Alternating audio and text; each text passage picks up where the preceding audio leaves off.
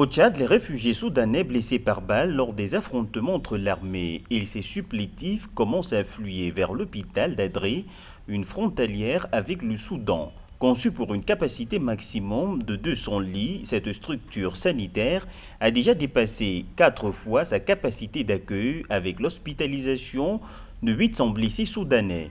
Une situation sanitaire chaotique qui engendre la rareté des médicaments et des consommables de première nécessité.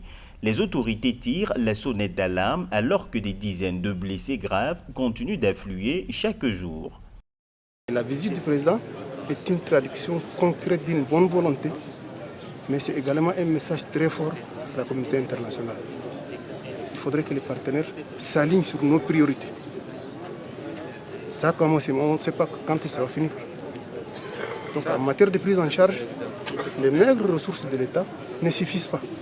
Au moins 14 réfugiés hospitalisés sont décédés suite aux blessures par balle et 28 autres sont dans une situation critique.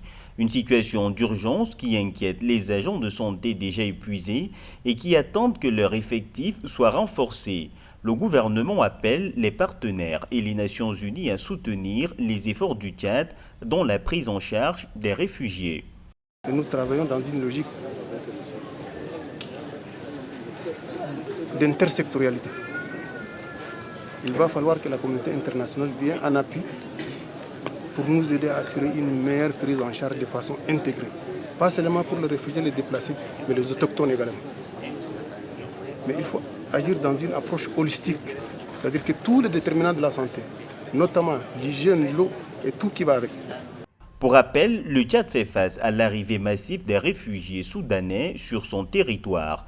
Bien que la frontière entre les deux pays soit officiellement fermée, le Tchad, avec son couloir humanitaire, continue d'accueillir des milliers de réfugiés chaque jour, dont une centaine de blessés. À ce jour, plus de 116 000 Soudanais ont trouvé refuge au Tchad et le nombre continue d'évoluer.